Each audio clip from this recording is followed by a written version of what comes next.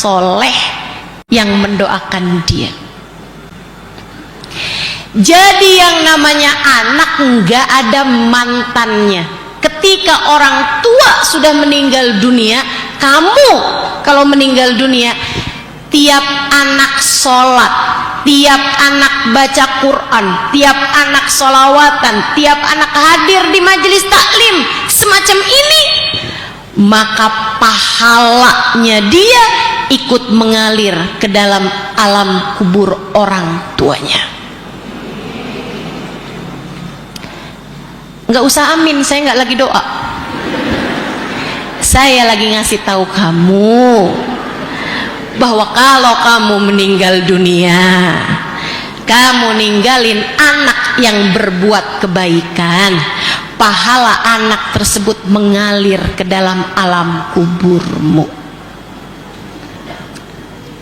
Enak.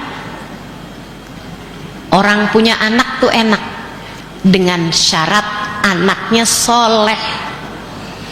Makanya kenapa di situ Nabi pakai nyebut anak soleh, sebab yang akan mengalirkan pahala ke dalam kubur orang tua hanyalah anak yang soleh.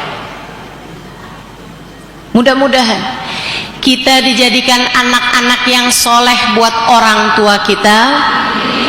Dan yang punya anak di sini mudah-mudahan anak-anaknya jadi anak yang soleh-soleha, biar bisa mengalirkan pahala ketika dirimu sebagai orang tuanya sudah masuk dalam alam kubur nanti. Jadi nih Bu nih, umi saya udah meninggal dunia 2 tahun lalu. Ini setiap saya ngajar, umi saya ikutan dapat pahalanya. Enak banget kan? Itu enaknya dapat anak yang mudah-mudahan bisa terus mengalirkan pahala. Hubungannya panjang, tak terpisah dengan kematian. Kalau hubungan suami istri masih banyak yang terpisah dengan kematian. Kamu nih nikah sama seorang laki-laki soleh, baik, sayang sama kamu, kamu pun sayang dan cinta sama dia. Satu waktu dia meninggal dunia, hubungan masih terus panjang apa enggak nih Ustazah? Iya, kecuali kalau kamu nikah lagi. Begitu kamu kemudian nikah lagi, hubungan antaramu dengan suami sudah terputus, kamu sudah bukan lagi istrinya.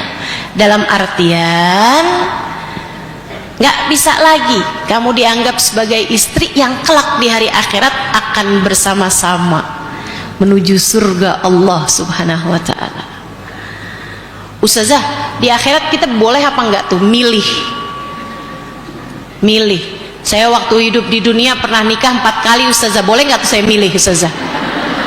Suami saya yang duluan masuk surga yang mana saya mau ikut sama dia? Nggak bisa. Dengan yang paling akhir, teman-teman, dengan yang paling akhir. Itu sebabnya kenapa banyak dari perempuan-perempuan solehah ketika suaminya yang soleh meninggal dunia memilih untuk tidak menikah lagi.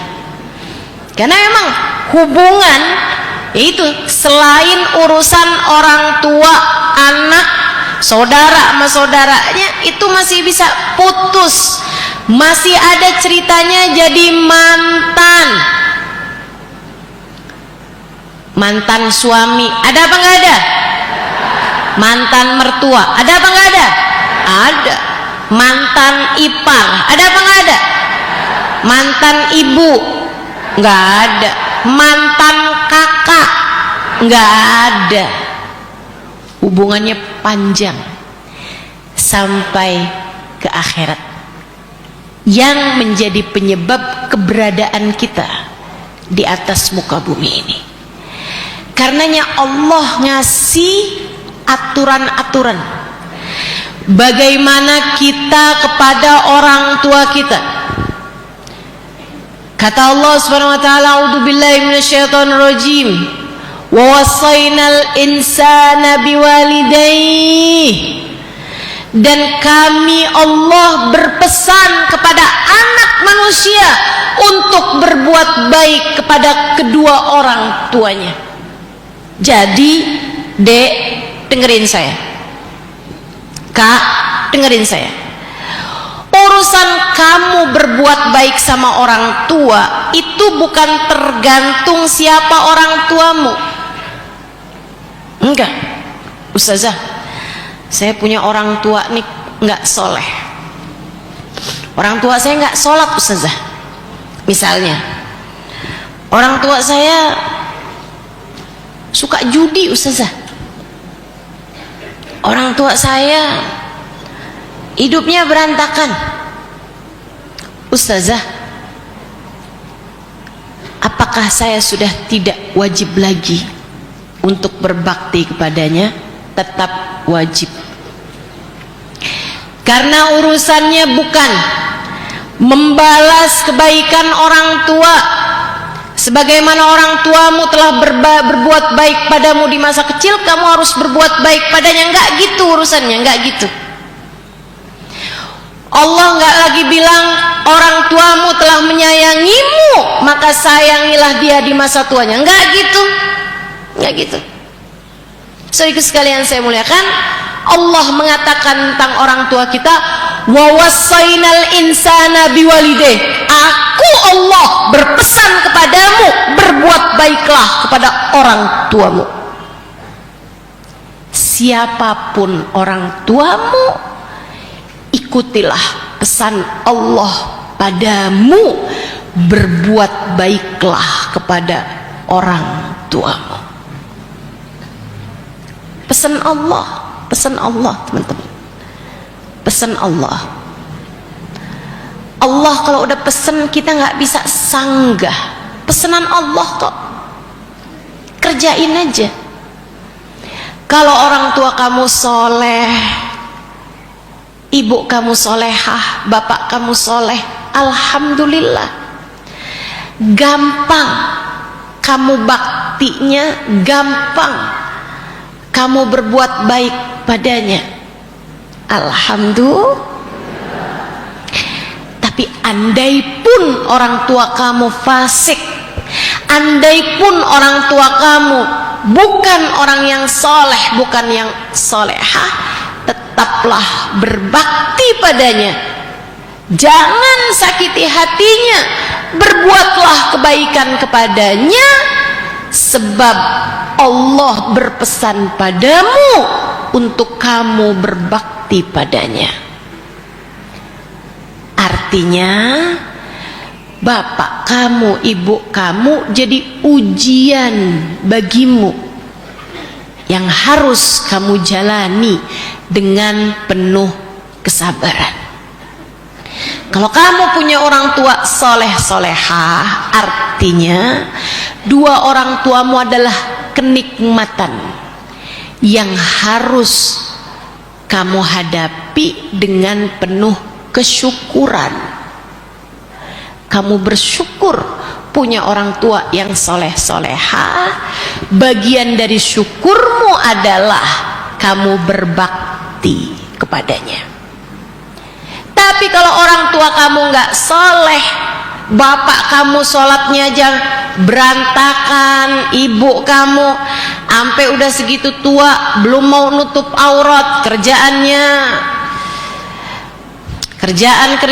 yang tidak diperkenankan dalam Islam, misalnya gitu. Misalnya, teman-teman sekalian, artinya orang tuamu adalah ujian bagi kehidupanmu. Kamu harus menjalaninya dengan penuh kesabaran. Sabar. Cara sabarnya, jangan sakiti hatinya, tetaplah berbuat baik padanya. Doakan orang tuamu tersebut agar semoga di akhirat nanti Allah berkenan mengampuni mereka, agar sebelum kematiannya Allah anugerahkan kepada mereka taubat membuat Allah Subhanahu wa taala mengampuni segenap dosa-dosa mereka. Gitu. Orang tua punya nilai besar di sisi Allah Subhanahu wa taala.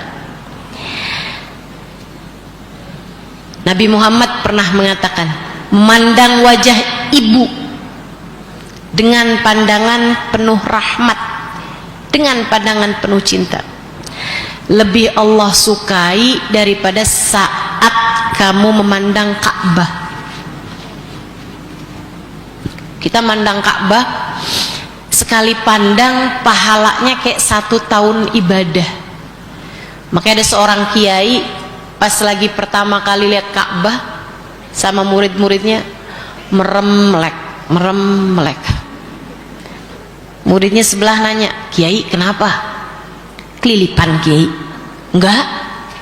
"Terus kok merem melek begitu, gimana tuh?"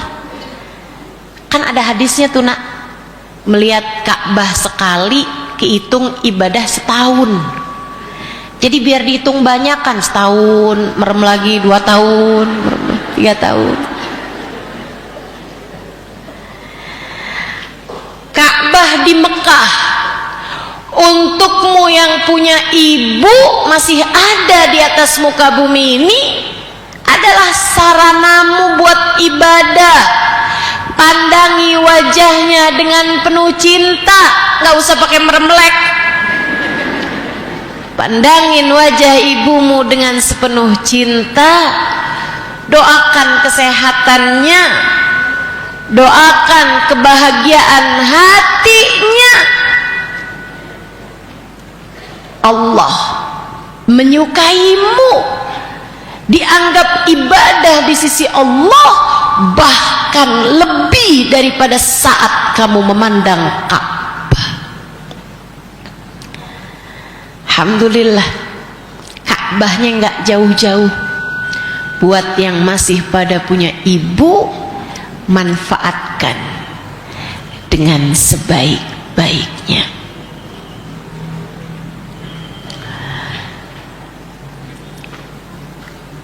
Ketika ibu saya masih ada, seingat saya nggak pernah ngomong kasar. Seingat saya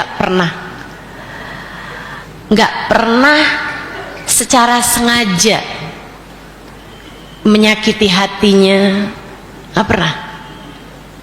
Secara sengaja ya, kalau kemudian beliau sakit hati untuk sesuatu hal yang saya nggak sengaja, wallahu a'lam. Saya berharapnya mudah-mudahan nggak pernah begitu. Ketika beliau meninggal dunia nih, kayak udah 2 tahun bahkan dari sekarang, saya nyesel. Saya nyesel bukan karena saya pernah ngomong kasar, apalagi ngomong kotor tuh menyakiti hatinya gitu, enggak. Karena seperti yang tadi saya sampaikan, seingat saya nggak pernah melakukan itu semuanya. Saya nyesel karena kurang banyak waktu saya untuk pijit-pijit kakinya, cium-cium tangannya, peluk-peluk tubuhnya.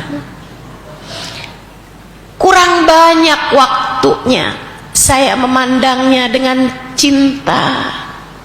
Kurang banyak waktunya saya bilang sama umi saya betapa saya bahagia memilikinya. Kurang banyak waktunya.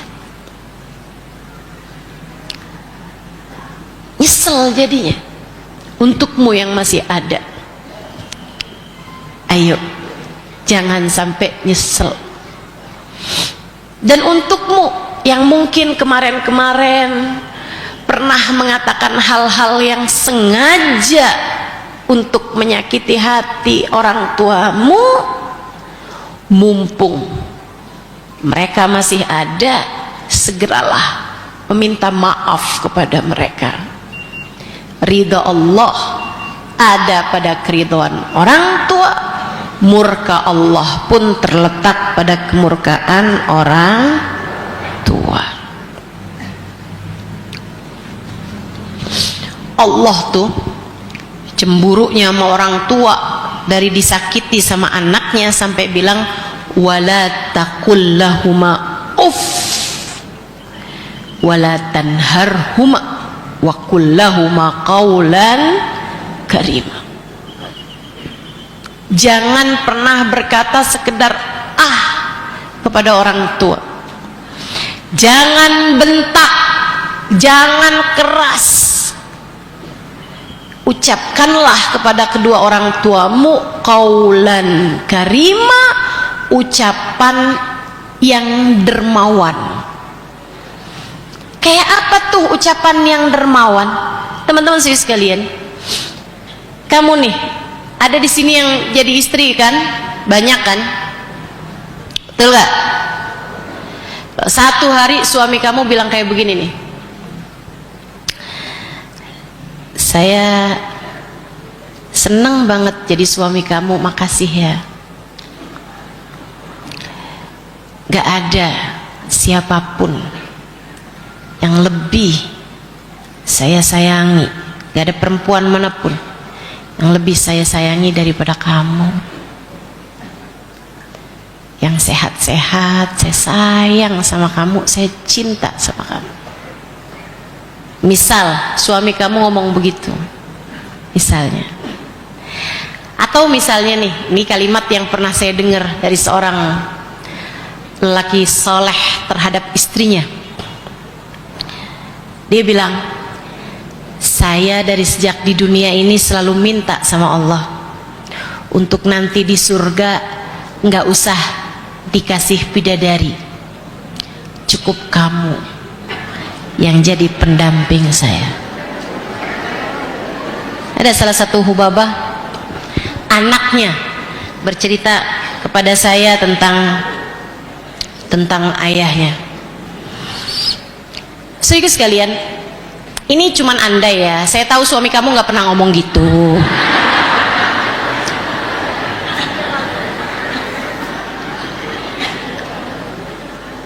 Orang di dunia aja sibuk cari-cari bidadari yang lain. Tapi andai, ini andai doang, andai. Kalau andai berandai-andai kan nggak apa-apa ya, nggak? Gratis. Kamu berandai-andai suamimu ngomong kayak begitu, ama kamu dikasih uang 100.000, senengan mana? Hah? Senengan yang pertama itu kan, senengan suami ngomong kalimat seperti itu daripada 100.000, bukan? Kalau 1.000.000, senengan mana suami ngomong begitu ama kamu dikasih uang 1.000.000? Senengan mana? Masih yang pertama. Kalau dibandingkan suami kamu ngomong gitu dengan kamu ditransfer 10 juta,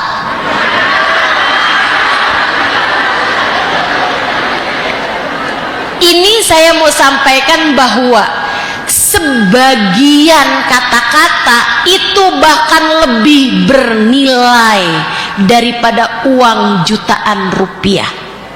Itu sebabnya kenapa Allah ketika mengatakan wa qul lahuma qaulan karima, maka katakan kepada kedua orang tuamu ucapan-ucapan yang dermawan, ucapan-ucapan yang nilainya bahkan lebih daripada saat kamu memberi uang sekalipun kepadanya.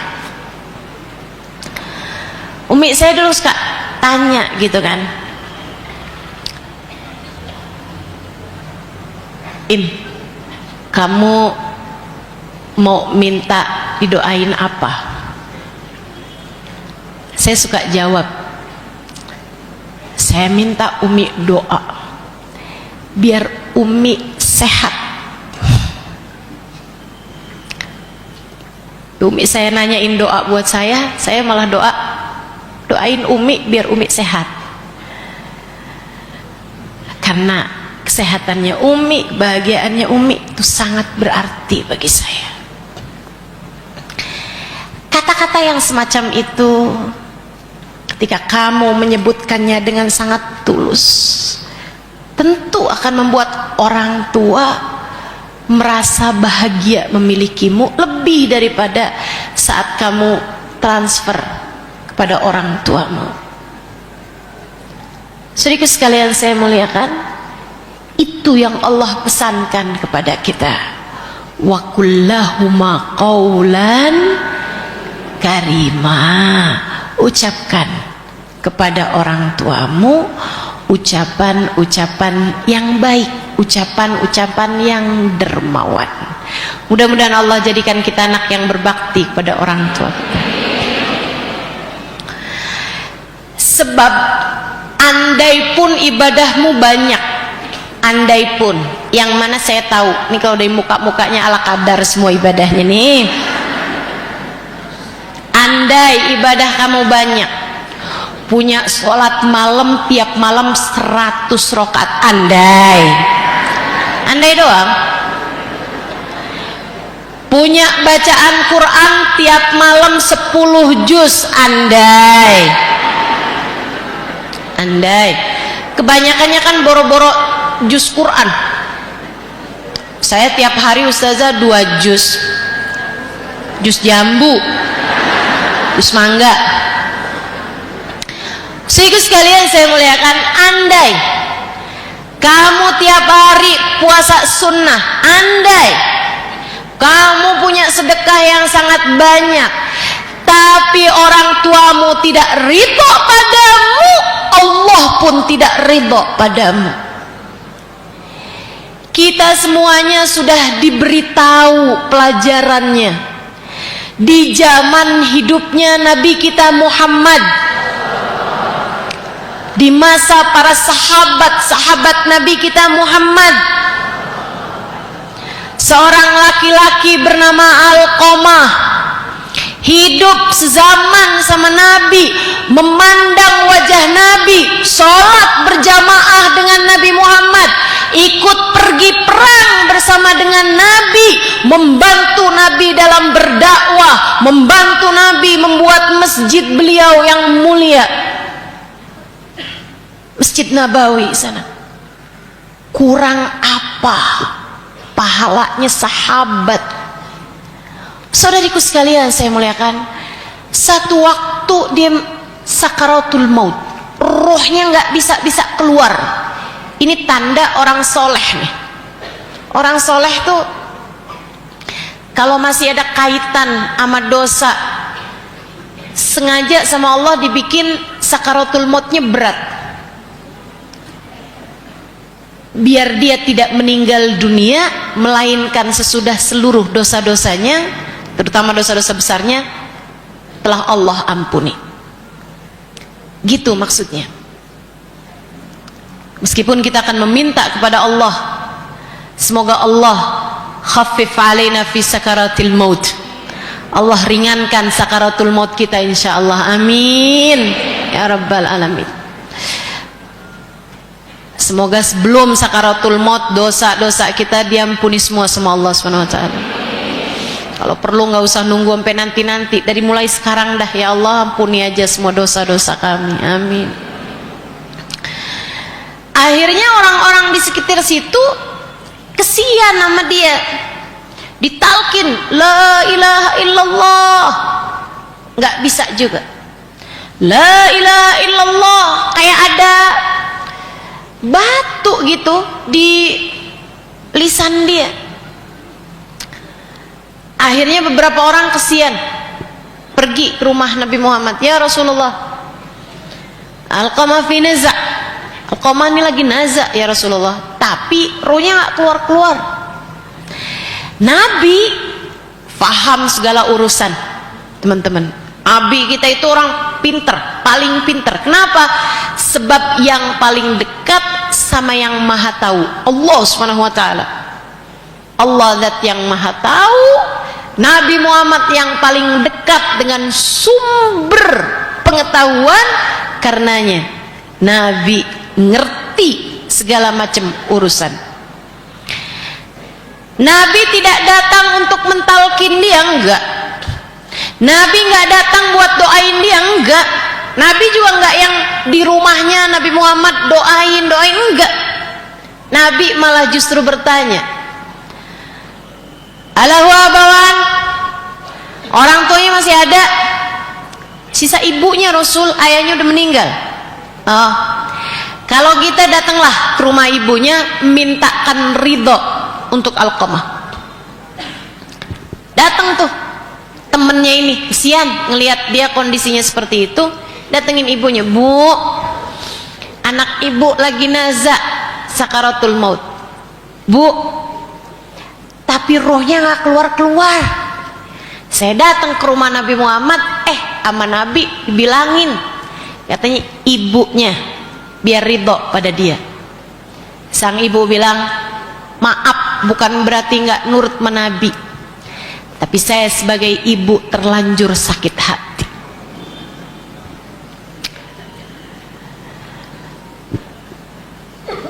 Bu, ridhoi anakmu. Enggak, saya enggak ridho sama dia. Bujuk-bujuk nggak bisa juga. Datang lagi ke rumah Nabi. Nabi pun berangkat ke rumah Alqamah.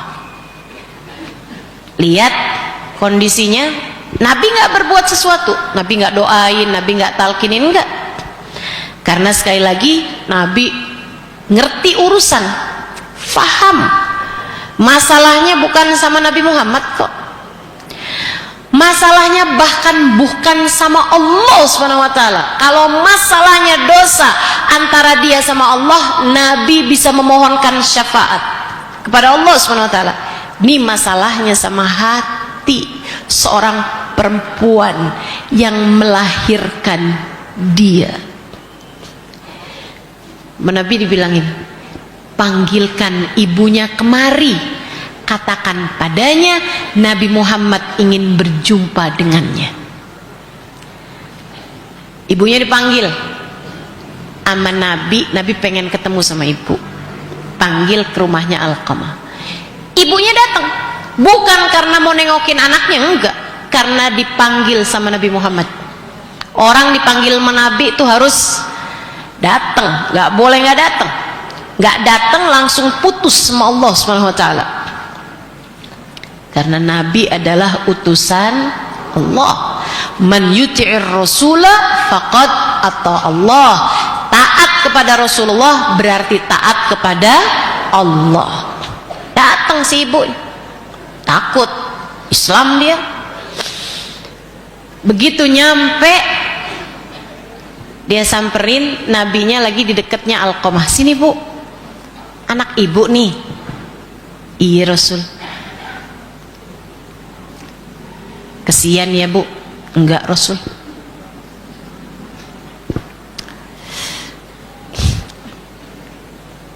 Ibu sakit hati sama dia. Iya Rasul, sakit hati saya Rasul sama dia.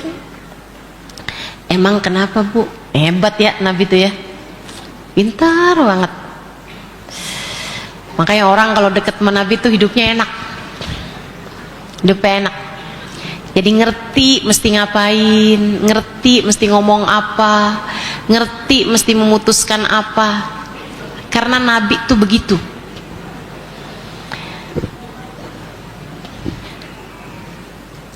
Terus dibilangin, emang kenapa gitu Bu? Rasul, dulu nih dia Rasul, anak yang baik mas saya. Sebelum dinikah, begitu dia nikah Rasul tuh sama bininya nggak tahu apaan aja tuh yang dicekokin sama dia. Nggak ngerti saya Rasul. Istrinya tuh bilangin apa nih sama anak saya nih. Ampe Rasul, saya sih nggak ngarepin apa-apa ya Rasul, tapi bahkan sampai saya sakit dia nggak nengokin saya, keadaannya seperti apa dia nggak mau peduli. Anak macam apa itu Rasul? Saya sakit hati sama dia. Perhatian buat para istri, jangan suka menghalangkan suamimu untuk berbakti kepada ibunya. Jangan. Apalagi kamu punya anak, jangan. Jangan ya dek ya, jangan pokoknya. Tiap kali suami bilang saya mau kasih sama ibu, ibu mulu.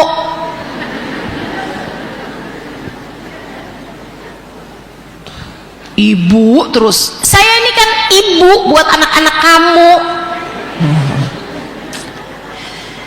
Masya Allah. Nggak gitu. Yang hadir di majelis nggak gitu modelnya.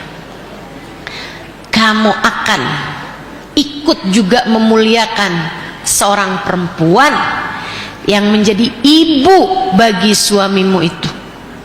Jangan cuman mau sama anaknya, nggak mau sama ibunya. Masa cuman mau sama anaknya, nggak mau sama ibunya? Dia nggak akan ada di atas muka bumi ini tanpa keberadaan ibunya. Muliakan. Oh jadi gitu Bu. Tapi kan sekarang kayak gini ya Bu kondisinya, kata Nabi. Udah maafin aja Bu. Enggak Rasul, enggak. Walaupun dia kesakitan kayak gitu tuh Bu, enggak Rasul, biarin aja dia kesakitan, tahu rasa.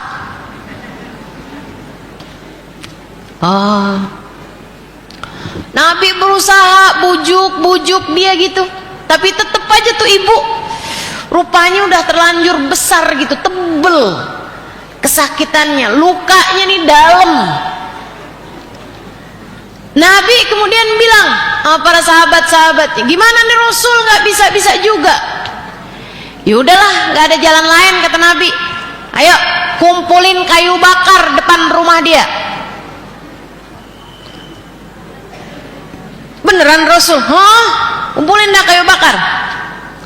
Kumpulin kayu bakar depan rumah dia.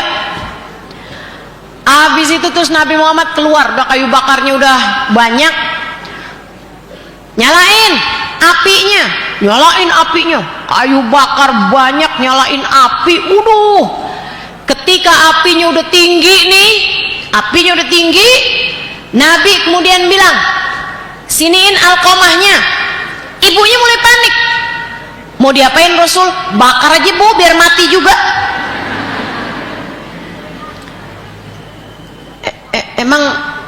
Emang beneran dibakar Rasul? Dibakar amat nih Rasul. Masalahnya nggak mati-mati Bu, kalau dibakar kan mati juga. Tapi emang mesti dibakar banget gitu Rasul? Ya kan ibu nggak mau maafin dia jadinya nggak mati-mati Bu. Kecuali kalau ibu memaafkan dia. Masih mikir ibunya. Kata Nabi, bawa alkomah kemari, bawa alkomahnya, udah mau dilempar tuh. Itu saya maafin dah Rasul, saya maafin. Lakinu, kata Nabi Muhammad, sekarang talkin dia. Begitu ibunya bilang saya maafin, enggak pakai ditalkin.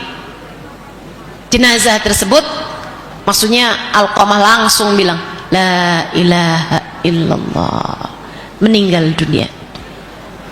Masya Allah. Segitunya dia sahabat Nabi, ketemu sama Nabi, berjuang bersama Nabi, ikut bangun masjidnya Nabi. Kurang apa tuh sedekah jariahnya, iya kan? Tapi tanpa keridhaan orang tua enggak ada artinya apa-apa. Nah, kamu siapa sampai kamu merasa bahwa tanpa keridhaan orang tua pun kamu akan tetap selamat dunia sampai akhirat? Enggak ada ceritanya. Yuk belajar buat jadi anak yang berbakti sama orang tua. Insya muliain, niatin. Ya Allah, di sisa hidup kedua orang tua saya, ya Allah, saya niat pengen jadi anak yang berbakti kepadanya, pengen jadi anak yang membahagiakan hatinya, pengen jadi anak yang orang tua seneng memiliki anak seperti saya. Minta sama Allah, niat sama Allah, ya Allah, bantu saya biar bisa jadi anak yang berbakti sama orang tua saya. Bantu saya, Allah. Kalau kamu istri, ya Allah, saya minta padamu, bantu saya buat jadi istri yang soleha. Kalau kamu seorang ibu, ya Allah, saya minta padamu, bantu saya biar bisa jadi ibu yang baik bagi anak-anak saya. Doa bikin kita jadi nggak sombong, sebab kamu nggak bisa jadi anak berbakti kecuali dengan izin Allah. Maka mintalah pertolongan kepadanya. Minta. Itu orang tua yang pertama, penyebab keberadaanmu di atas muka bumi ini. Orang tua yang kedua adalah penyebab kenaikan akalmu. Jadi kenal sama Allah, jadi kenal sama Rasulullah. Penyebab keberadaan imanmu, kebaikan-kebaikanmu, kamu jadi ngerti caranya ibadah kepada Allah, kamu ngerti caranya sholat, kamu ngerti caranya hidup, bahkan kamu ngerti caranya ngadepin orang tua. Siapa dia? Guru. Karenanya kita nih dalam hidup mesti punya guru, teman-teman. Harus punya guru. Cuman bedanya antara orang tua sama guru, orang tua kita nggak bisa milih, tapi guru kamu bisa milih. Orang tua nggak bisa ganti, tapi guru kamu bisa ganti. Kalau ternyata dia tidak membawamu kepada Allah, ganti gurunya. Kalau gurumu mengajak kepada perbuatan-perbuatan dosa, ganti gurunya. Ustazah, saya punya guru, senengannya manggil saya ustazah berduaan, padahal dia udah punya istri. Terus suka pegang-pegang tangan saya, ustazah. Katanya kalau guru sama murid tuh nggak apa-apa. Bu, Nabi Muhammad kurang guru apa?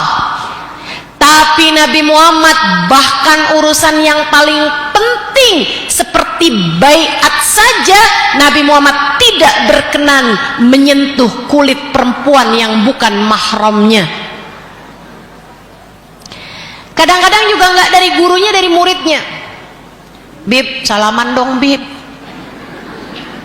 Kiai, saya mau salaman sama Kiai biar berkah. Kiainya bilang nggak usah pakai salaman, saya punya wudhu, air kan banyak. Kiai, kalau batal kan Kiai bisa wudhu lagi. Ayo Kiai, biar saya berkah Kiai. Nggak gitu caranya nyari berkah. Halo? Nggak gitu caranya mau nyari berkah ya Bu? Kak, Dek, Nak, nggak gitu mau nyari berkahnya guru. Nggak ada berkah dalam dosa, nggak ada. Tidak ada berkah dalam dosa. Yang ada adalah halakah. Apa itu halakah? Kehancuran. Berkah adanya pada taat pada Allah Subhanahu wa taala. La ya'izzu man adaik wa la yadhillu man walaik. Kita baca tuh kan di saat kunut, ya Allah, kami paham nggak ada orang hina dengan memuliakanmu, taat padamu nggak bakalan bikin hina, dan nggak akan bikin mulia orang yang menjauhi ajaranmu, yang tidak nurut kepadamu. Jadi dosa tuh hanya akan bikin kehinaan, bukan kemuliaan, apalagi keberkahan. La ta'ata li makhluk fi maksiatil khaliq. Nggak boleh taat sama manusia selagi dia membawa kepada kemaksiatan di jalan Allah. Kita nggak boleh taat sama orang, mau dia udah ngajarin kita kayak apapun, jika dia membuat kita mengerjakan perbuatan-perbuatan dosa. Ini saya sampaikan ini karena belakangan tuh, tahun-tahun kemarin suka ngeri dengernya.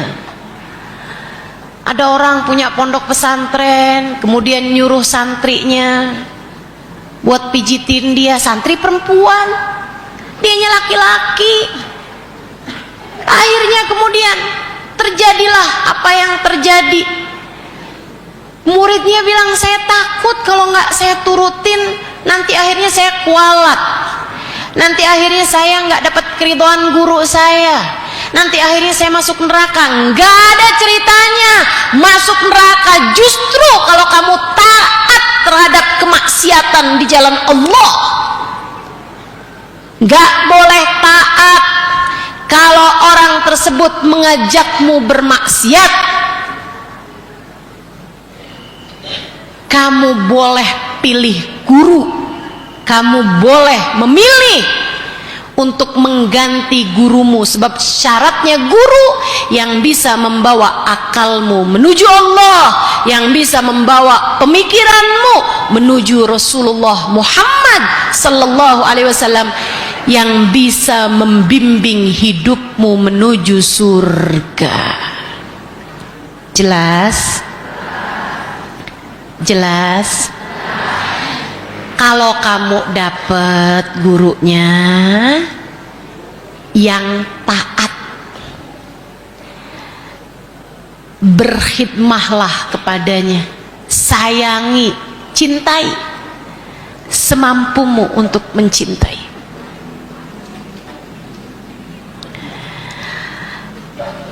Saya rasa saya biasa-biasa aja. Saya punya ilmu biasa-biasa aja. Saya punya kecerdasan biasa-biasa aja. Apalagi kalau bicara ibadah, B aja. Apalagi bicara kebersihan hati, saya yang tahu siapa saya. B aja, biasa-biasa aja. Tapi saya merasa saya punya ilmu yang berkah. Saya punya ilmu yang berkah.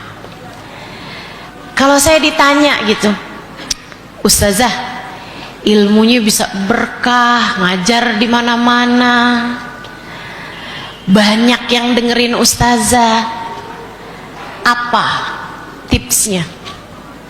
Apa rahasianya?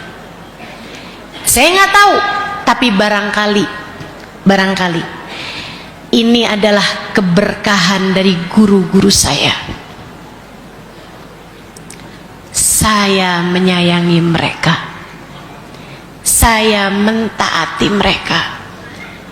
Apapun yang mereka perintahkan, sami'na wa ata'na. Kau perintahkan saya pun akan menjalaninya.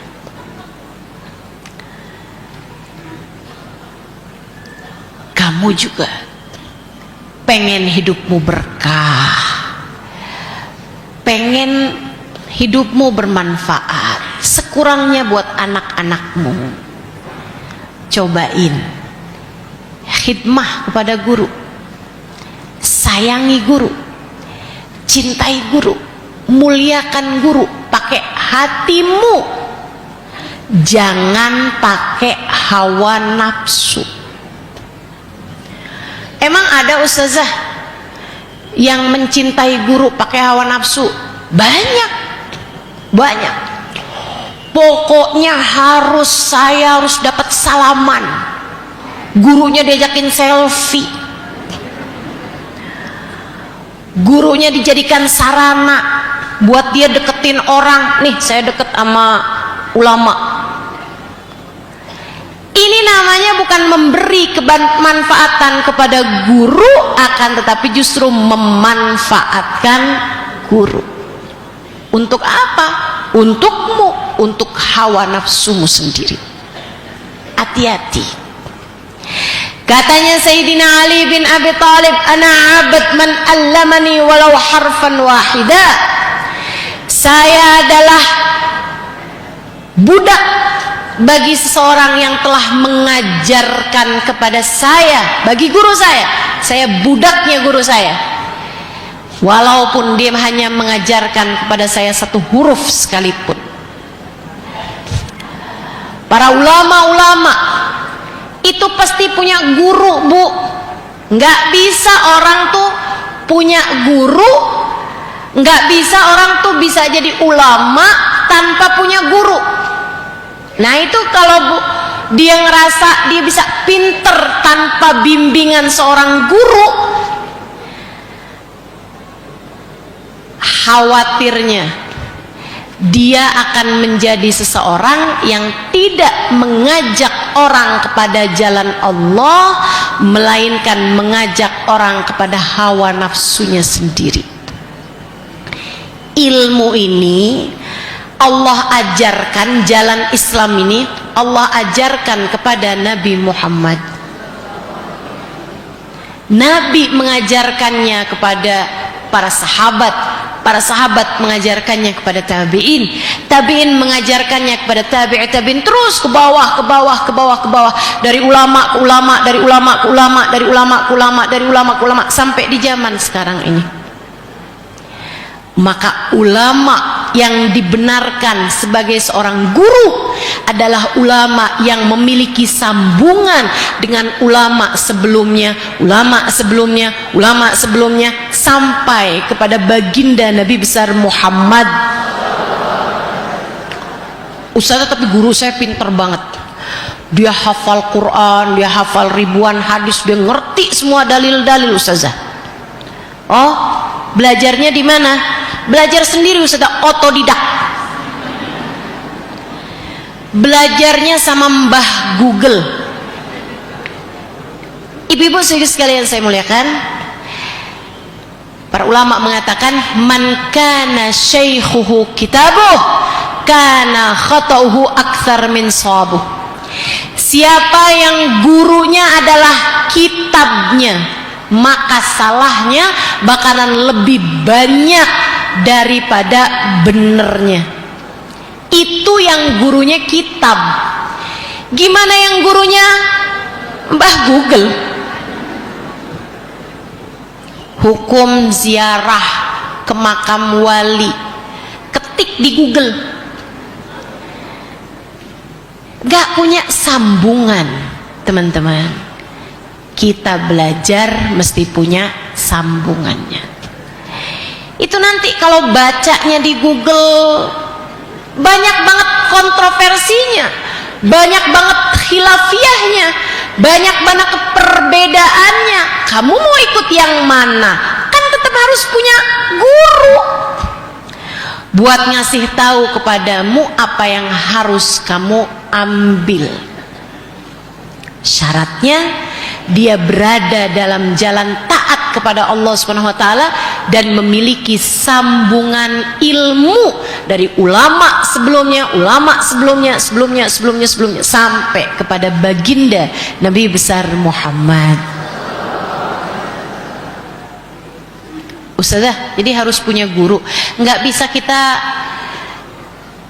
hadir-hadir aja Ustazah, nih di pengajian kan banyak tuh, nanti yang bagus-bagus sih kita ambil, yang nggak bagus kita tinggalin gitu Ustazah. Kamu taunya sesuatu bagus sama nggak bagus dari mana? Kamu bisa tahu ini nih bagus, ini nggak bagus, kamu taunya dari mana? Kalau bahkan nih misalnya urusan berziarah ke makam wali, bahkan ke makam Nabi sekalipun, yang satu bilangnya bid'ah bahkan musyrik, Yang satu bilangnya bagus, sunnah itu adalah salah satu dari ibadah di mana doa-doa menjadi mustajab. Kamu kan bingung, betul? Bingung apa enggak tuh? Bingung.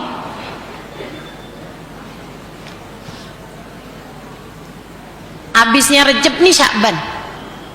Nanti tuh malam nisfu Sya'ban. Malam tanggal 15. Kalau kamu nggak punya guru, kamu bingung. Malam nisfu Sya'ban tuh orang-orang pada baca Yasin. Gimana tuh ya?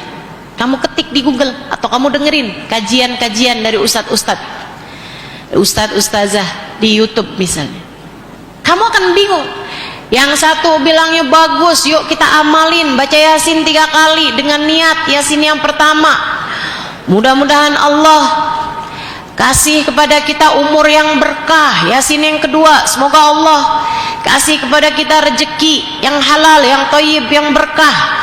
Kemudian Yasin yang ketiga, kita minta pada Allah agar husnul khatimah. Yang berikutnya lagi nggak ada dalilnya, Nabi Muhammad nggak pernah baca Yasin malam nisfu Sya'ban, bla bla bla segala macam. Yang ngerjainnya berarti dia udah ngerjain bid'ah. Wa kullu bid'atin dhalalah wa kullu dhalalatin finnar. Semua bid'ah adalah sesat dan semua kesesatan membawa ke neraka. Jadi maksud dia baca Yasin bikin kamu masuk neraka. Kan begitu? Teman-teman saya sekalian, kalau kamu nggak punya gurunya, kamu jadi bingung. Yang satu bawa dalil, yang satu bawa dalil. Yang satu kayaknya masuk akal, yang satu lagi bilang, masuk akal. Ayo loh, gimana tuh? Kayak dengerin yang ini, manggut-manggut. Dengerin yang nol lagi satunya, juga. Kamu perlu guru, gurunya punya sambungan ilmu. Bahkan kalau kamu bingung, saran saya istikharahlah, minta petunjuk dari Allah SWT. Makanya saya selalu sarankan kepada ibu-ibu nih dimanapun aja berada, juga kepada adik-adik semuanya, saya selalu menyarankanmu untuk mengerjakan apa yang telah diajarkan oleh guru-guru saya dan mengajarkannya kepada kami. Kalau pagi selain sholat duha, sholat juga istikharah, minta sama Allah, ya Allah, ada hari baru yang kau hadiahkan kepada kami untuk kami jalani. Ya Allah, nggak ngerti cara jalaninnya tanpa bimbingan darimu. Ya Allah, mudahkanlah saya untuk mengerjakan kebaikan, mudahkanlah saya untuk diajak menuju kebaikan, mudahkan saya untuk mengajak orang lain berbuat kebaikan. Ya Allah, dekatkan saya dengan orang-orang soleh soleha. Kalau kamu lagi mau nyari guru, minta sama Allah SWT, ya Allah, hadirkanlah guru yang membimbing kehidupan saya, ya Allah, agar saya mengerti bagaimana mendekatimu dengan cara yang terbaik.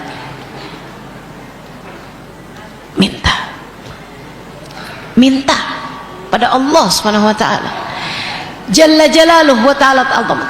Kalau kamu udah dapat gurunya, hati-hati sama adab hati. Adab zahir banyak yang bisa, teman-teman. Untuk kelihatan hormat di depan guru, untuk kelihatan senyum, kelihatan khidmah, banyak yang bisa, banyak yang bisa. Adab secara zahir, tapi adab secara batin hanya hamba-hamba yang tercinta di sisi Allah yang dapat melakukannya. Bagaimana rasa hatimu terhadap gurumu, ini yang akan sangat berpengaruh dalam kemanfaatan ilmu yang akan kamu dapatkan. Kamu boleh ragu terhadap dirimu, tapi kamu tidak boleh ragu terhadap keberkahan gurumu. Guru punya berkah yang bisa membimbingmu, bahkan lebih membimbing hatimu, membimbing rohmu, membimbing akalmu, bahkan lebih daripada orang tuamu. Semua punya kemuliaan masing-masing di sisi Allah. Orang tuamu kamu muliakan, sebab Allah telah berpesan, guru yang dengannya kamu kenal Allah Subhanahu wa ta'ala harus kamu muliakan sebagai salah satu jalanmu menuju ridha Allah Subhanahu wa ta'ala. Sampai Imamul Haddad dalam kitabnya Adab Sulukil Murid, beliau bilang, kalau kamu punya hati ragu-ragu sama guru kamu, lebih baik kamu jangan khidmah kepada beliau, meskipun kamu tetap boleh untuk hadir majelisnya, tapi nggak usah deket-deket sama guru kamu secara khidmah, kayak ikut ngurusin gitu ya, jangan. Kalau kamu kiranya ragu-ragu terhadap guru kamu. Kenapa gitu? Takutnya keraguan yang ada dalam hatimu tersebut membuat Allah murka kepadamu, sehingga akhirnya bukannya kamu dapat berkah dari gurumu, malah justru ketidakadabmu terhadap gurumu di dalam hatimu tersebut membuat kamu dapat halakah, dapat kualat istilahnya, dapat kehancuran dari Allah Subhanahu wa taala. Naudzubillah min dzalik, naudzubillah min dzalik. Teman-teman saudaraku sekalian saya muliakan, Sayyidina Ibnu Abbas, ada seorang sahabat Nabi, berguru kepada Nabi Muhammad. Sudah wafatnya Nabi Muhammad alaihissalam, beliau berguru salah satunya kepada Sayyidina Hasan ibn Thabit alaihi ridwanullah. Beliau berguru tuh sama gurunya. Satu waktu Sayyidina Ibnu Abbas nih padahal keluarga Nabi Muhammad, beliau adalah anak dari pamannya Nabi Muhammad, jadi sama Nabi itu sepupuan, walaupun usianya sangat jauh ya, seusia anaknya Nabi Muhammad sallallahu alaihi wasallam. Satu waktu Sayyidina Ibnu Abbas datang ke tempat gurunya. Ini padahal sama-sama nih statusnya, sama-sama pernah belajar sama Nabi Muhammad, dua-duanya. Tapi sekarangnya Sayyidina Ibnu Abbas belajar kepada gurunya tersebut, nggak berani ngetuk pintu siang-siang. Zaman itu kan nggak bisa WhatsApp juga, nggak bisa telepon, jadi beliau itu ngetuk pintu aja nggak berani, apalagi yang lebih daripada itu gitu ya. Karena ada banyak orang tuh, rumah guru saya kok biasa aja saya masuk gitu kan. Kadang gurunya punya apa barang dilihat sama dia, dipakai-pakai. Itu punya kamu, bukan punya kiai atau punya habib atau punya ustazah gitu. Kok kamu pakai? Apa-apa, punya guru, kita kan punya kita juga.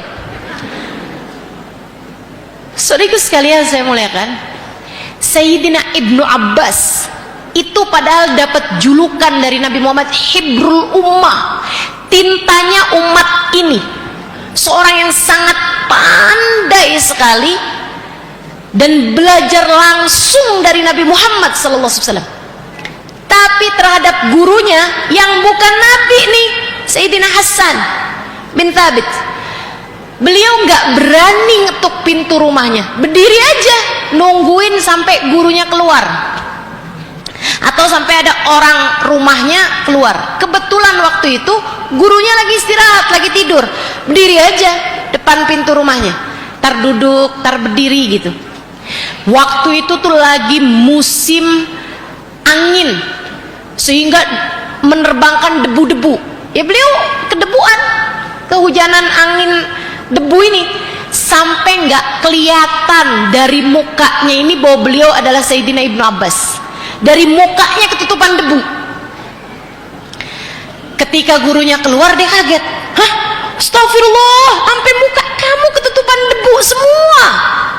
Kenapa kamu nggak mengetuk pintu, wahai Ibnu Abbas?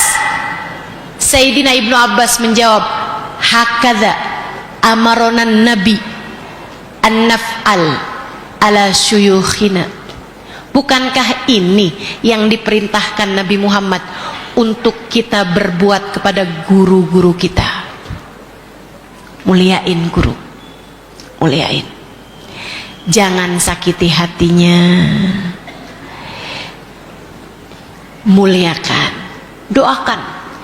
Imam Ahmad bin Hanbal tiap sholat, tiap sujud doain Imam Syafi'i gurunya.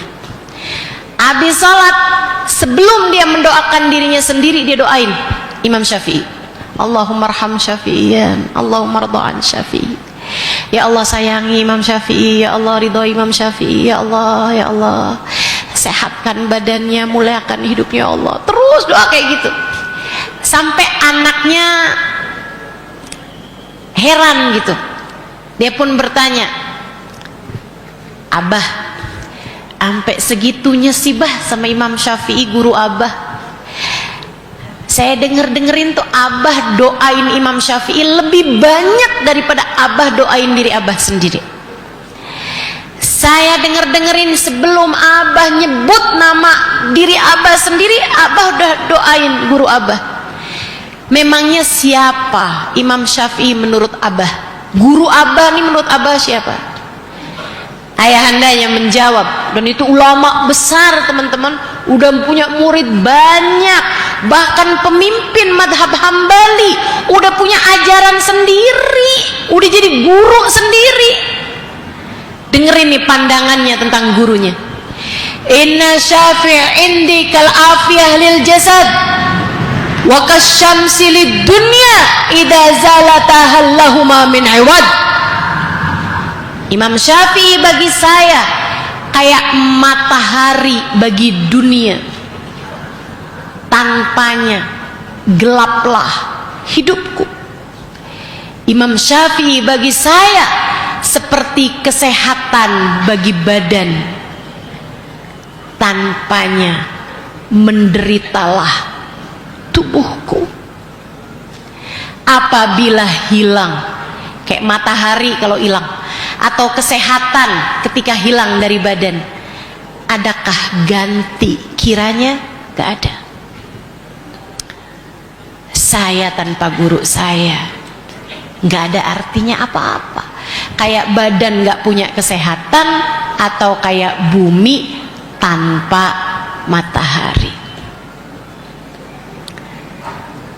Begitu para ulama memperlakukan gurunya.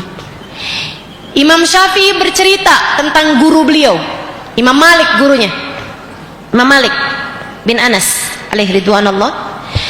Katanya Imam Syafi'i, saya di depan Imam Malik nggak berani buka kitab dengan biasa aja gitu, nggak boleh, nggak berani saya.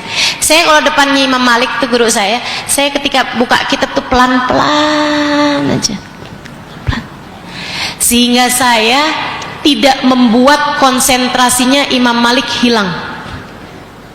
Saya takut kalau saya bukanya seret. Imam Syafi'i jadi rusak konsentrasinya gara-gara saya. Subhanallah. Itu para ulama-ulama. Makanya kenapa ilmunya beda, kenapa berkahnya beda. Kita kadang-kadang ngaji sesuka-suka kita, ntar kalau capean dikit selonjoran. Kadang-kadang nih gurunya lagi ngajar nih, ada notifikasi dari HP, dilihat Shopee, gurunya lagi ngajar urusan hadis Nabi, urusan ayat Quran, urusan bakti sama orang tua, dia sibuk aja check out Shopee. Ada yang begitu? Mana orangnya?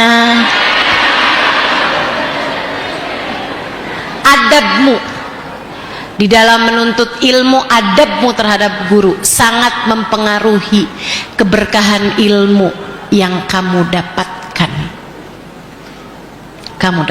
Pengen ilmu kamu berkah, pengen hidup kamu bahkan berkah, maka yang benar nuntut ilmunya, yang hormat sama guru. Didoain, disayangin. disayangi. Begitu. Insya Allah. Salah satu adabnya ketika kita menghadiri majelis, misalnya, dengan tidak berbicara sendiri apalagi ngobrol. Meskipun teman-teman saudaraku sekalian, sebagian guru tuh tingkatannya udah tinggi banget sampai bisa tahu keadaan murid-muridnya. Sebagian yang lain gurunya mungkin nggak tahu.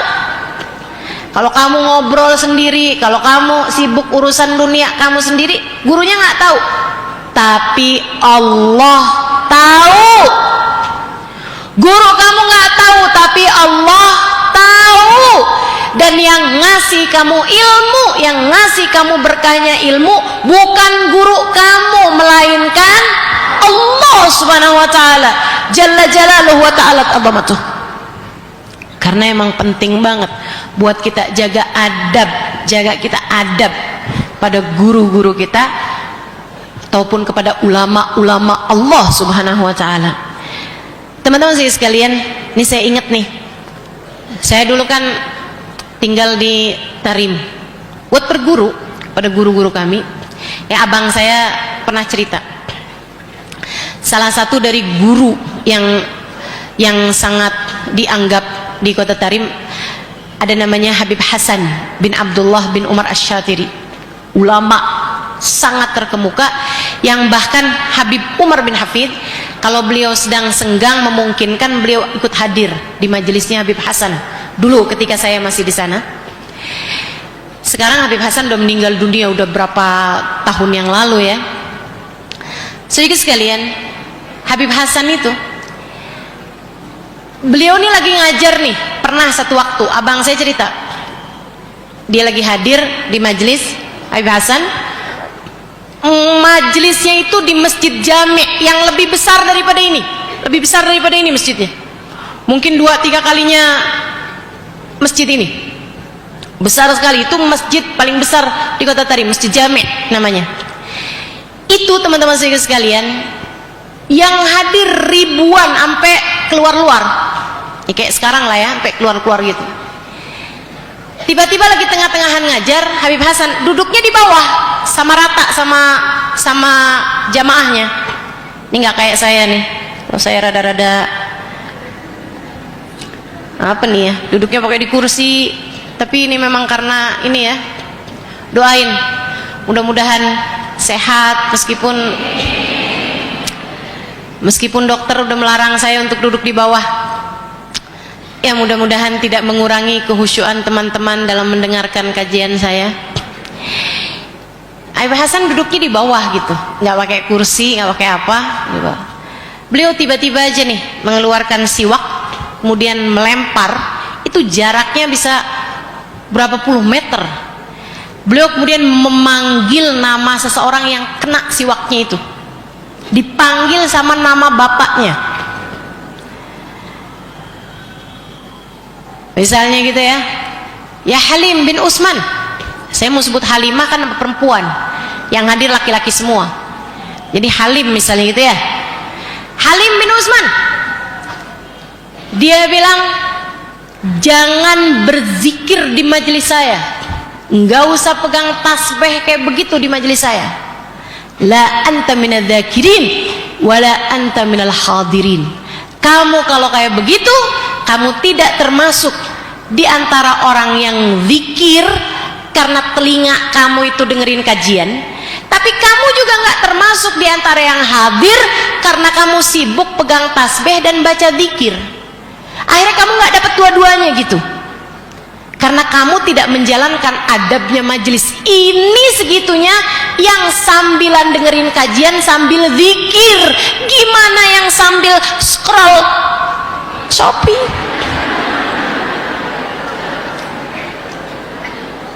Yuk belajar, insyaallah belajar.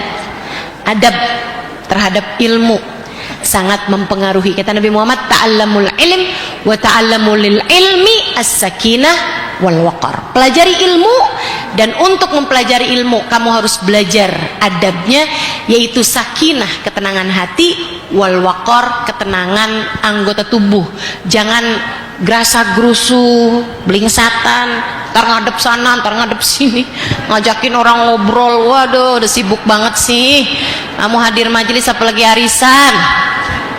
Insyaallah, yuk belajar buat hormat sama guru. Orang tua kita yang terakhir adalah baginda kita Nabi besar Muhammad. Makanya Habib Ali Habsyi ketika menyebutkan tentang sifat-sifatnya Nabi Muhammad di doa yang tadi saya baca, Habib Ali Habsyi bilang al-abil akbar al-mahbubi laka wal mukhassasi bisyarafil afkhar. Nabi Muhammad adalah ayah yang terbesar, orang tua yang tertinggi. Jadi orang tua kita yang menjadi penyebab keberadaan badan kita, orang tua kita, bapak ibu yang melahirkan kita, harus kita hormati, harus kita taati, harus kita bakti kepadanya.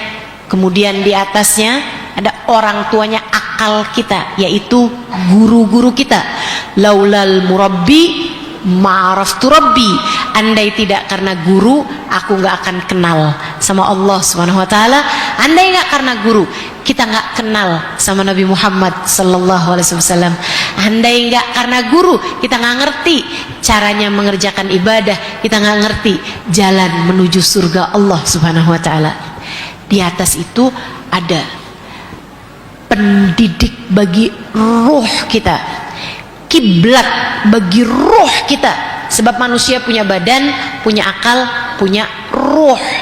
Nah, ruh bagi hati kita, kiblatnya baginda kita Nabi besar Muhammad sallallahu alaihi wasallam. Orang tua bagi ruh kita.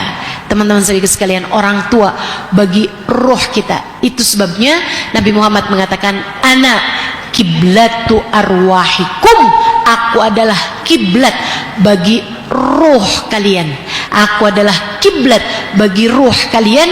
Itu sebabnya Allah SWT mengatakan dalam Al-Quran, an-nabiyyu aula bil mu'minina min anfusihim wa azwajuhu ummahatuhum. Kata Allah SWT, Nabi Muhammad yang paling utama bagi kalian, mengalahkan diri kalian sendiri, dan istri-istri Nabi Muhammad adalah ibu bagi kalian, ibu bagi orang yang beriman. Istrinya nabinya aja ibu, apalagi nabinya. Nabi Muhammad adalah ayah yang terbesar, ayah yang tertinggi bagi ruh kita semuanya, bagi jiwa kita semuanya. Ketiga-tiganya, orang tua kamu, guru kamu, Nabi Muhammad dan istri-istri beliau, Nabi Muhammad dan keluarganya.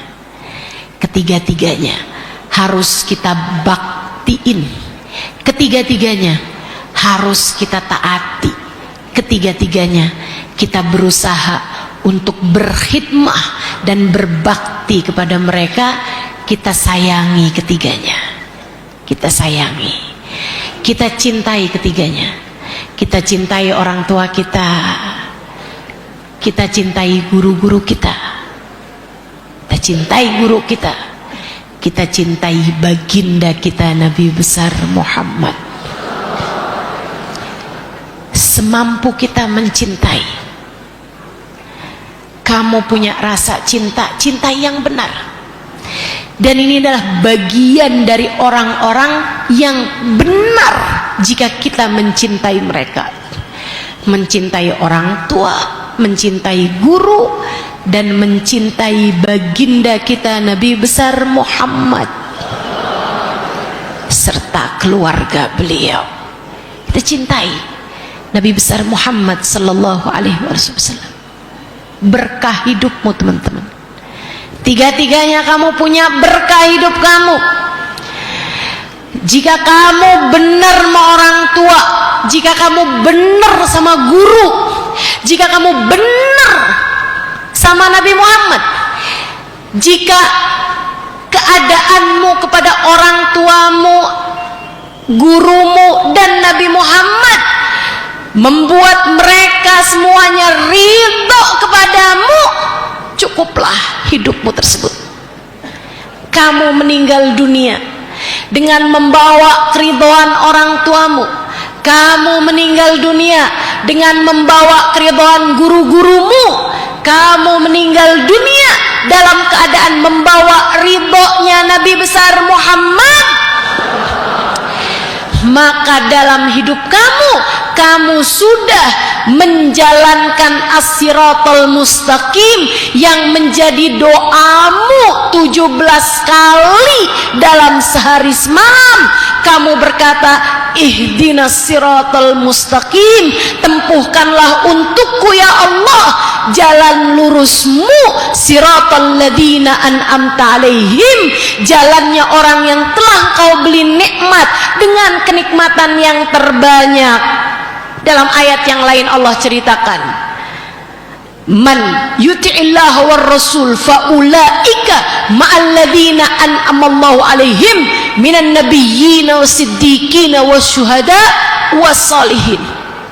Jalan lurus itu jalannya Nabi Muhammad, jalan lurus itu jalannya para wali siddiqin, jalan lurus itu jalannya orang-orang soleh. Kamu ikut gurumu, kamu ikut Nabi Muhammad, kamu melaksanakan pesan Allah untuk berbakti kepada orang tuamu, maka kamu telah menempuh siratal mustaqim, siratal ladina an'amta alaihim ghairil maghdubi alaihim waladdallin.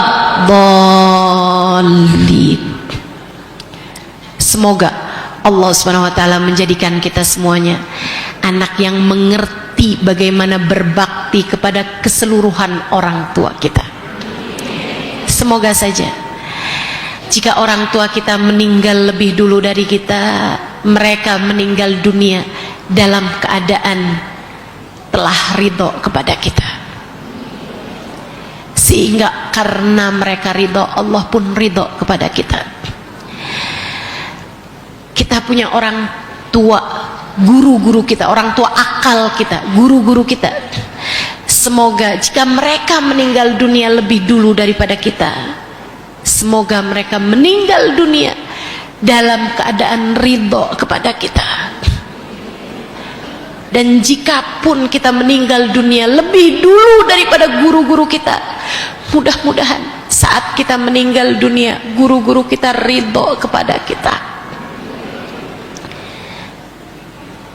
Kita semuanya semoga di saat ajal datang menjemput kita, Nabi Muhammad sebagai guru bagi roh kita, bagi jiwa kita, kiblat bagi roh kita, semoga telah ridho kepada kita. Dengan keridhaan ketiganya, Allah pun menjadi ridho kepada kita, sehingga Allah jadikan surga tempat kembali kita, dan di padang mahsyar kita dikumpulkan bersama semuanya dengan pimpinan yang memegang bendera adalah baginda kita Nabi besar Muhammad sallallahu alaihi wasallam. Kita berada di belakang guru-guru kita, orang tua kita bersama dengan kita. Kita menuju ridha Allah Subhanahu wa taala, menuju surga Allah Subhanahu wa taala bersama dengan rombongan umat Islam. Rabbana zalamna anfusana wa illam taghfir lana wa tarhamna lanakunanna minal khasirin. Rabbana atina fid dunya hasanah wa fil akhirati hasanah wa qina adzaban nar bi fadli subhana rabbika rabbil izzati amma yasifun wa salamun alal mursalin walhamdulillahi rabbil alamin. Wa ila hadratin nabi Al-Fatihah. Bismillahirrahmanirrahim. Alhamdulillahirabbil alamin. Arrahmanirrahim. Maliki yaumiddin. Iyyaka na'budu wa iyyaka nasta'in. Ihdinas siratal mustaqim. Siratal ladzina an'amta 'alaihim ghairil maghdubi 'alaihim waladdallin. Amin. Allahumma bihaqqil Fatihah, barakatil Fatihah, birmatil Fatihah. Sebelum kita baca doa, yuk kita baca Fatihah sekali lagi. Kita minta kepada Allah apa yang jadi hajat-hajat kita, hajat dunia maupun akhirat kita. Karena kata guru saya Mubabah Nur, doa sesudah majelis, apalagi saat berkumpul dengan banyak orang semacam ini, adalah saat dimana doa mustajab. Kita mau ambil nih harta karunnya majelis, yaitu doa-doa kita pada Allah Subhanahu wa taala. Saat-saat mustajab untuk berdoa. Al-Fatihah biniyati annallaha yaqdi lana jami'al hajat. Silakan sebutkan hajat masing-masing.